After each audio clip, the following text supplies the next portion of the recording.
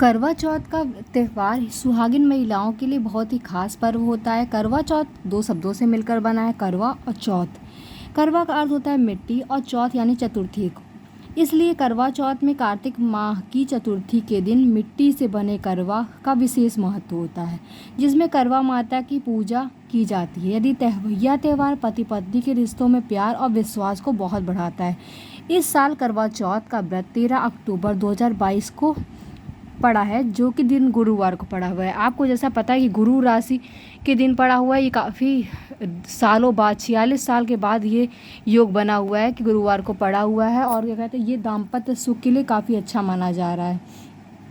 रात्रि में इसमें हम ये व्रत जो है महिलाएं करवा चौथ पर सूर्य उदय से लेकर चंद्रोदय तक निर्जला व्रत रखती हैं। रात्रि में चंद्रमा को अर्घ्य देने के बाद ही पति के हाथ से जल ग्रहण करके व्रत का पारण करती हैं। करवा चौथ की शुभ मुहूर्त में पूरे शिव परिवार और करवा माता की पूजा की जाती है। शिव परिवार का मतलब है कि गणेश, कार्तिकेय, माता पार्वती और शिव जी, चारों लोग नंदी बाबा के साथ सभी की पूजा होती है।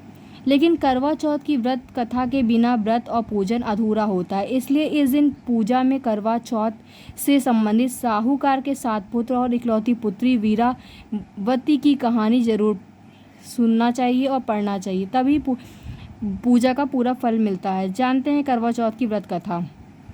साहूकार के 7 पुत्र और इकलौती पुत्री वीरावती की कथा करवा चौथ की सबसे प्राचीनतम और प्रचलित पौराणिक कथाओं में एक है। इनके अनुसार एक ब्राह्मण साहूकार के 7 पुत्र और इकलौती पुत्री थी, जिनका नाम वीरावती था। वीरावती अपने पिता और भाइयों की बहुत लाडली थी। सभी भाई वीरावती पर खूब प्यार और लुटाते थे। सबसे पहले वे अपनी बहन को खाना खिलाते, उसके बाद खुद खाते थे। वीरावती का विवाह एक ब्राह्मण युवक से हुआ। विवाह के बाद वीरावती ससुराल से मायके आई हुई थी।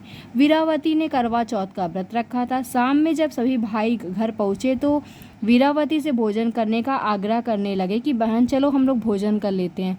तब बहन वीरावती ने कहा कि उसने करवा चौथ का निर्जला व्रत रखा हुआ है। आज चंद्रोदय होने के बाद चंद्रमा को अर्घ्य देकर ही वह आज भोजन ग्रहण करेगी। लेकिन भूख प्यास से वीरावती व्याकुल हो रही थी।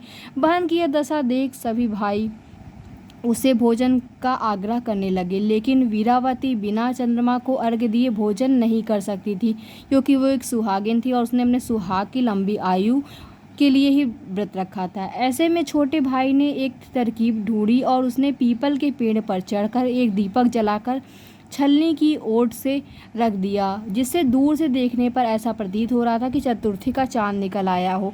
भाई ने वीरावती से कहा, देखो चांद निकल आया, अब तुम जाकर चंद्रमा को अर्घ्य देकर चलो, हमारे साथ भोजन ग्रहण कर लो। बहन भी खुशी खुशी चंद्रमा को अर्घ्य देने के बाद भोजन के लिए बैठ गई, लेकिन जैसे ही उसने भोजन का पहला टुकड़ा मुंह में डाला उसे छींक आ गई। दूसरा टुकड़ा मुंह में डाला, भोजन में बाल निकल आया, और जैसे ही वह भोजन का तीसरा टुकड़ा मुंह में डालने लगी, उसके ससुराल से पति की मृत्यु का समाचार आ गया।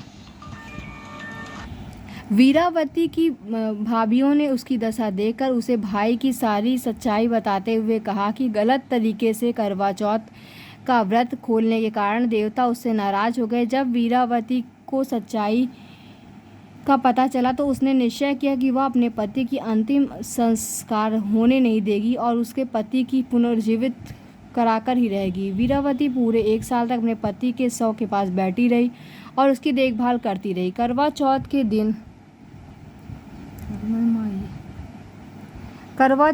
के दिन इंद्रदेव की पत्नी इंद्राणी धरती पर आई और वीरावती उसके पास गई और उसने पति की रक्षा के लिए प्रार्थना की। तब देवी इंद्राणी ने वीरावती को श्रद्धा और विधि विधान से करवा चौथ का व्रत करने के लिए कहा। वीरावती ने अगले साल करवा चौथ आने का इंतजार किया और उसके बाद पूरी श्रद्धा से करवा चौथ का व्रत रखा। उसकी पूजा भक्ति से भगवान प्रसन्न हुए और उन्होंने वीरावती को अखंड सौभाग्यवती का आशीर्वाद देकर उसके पति के प्राण वापस कर दिए।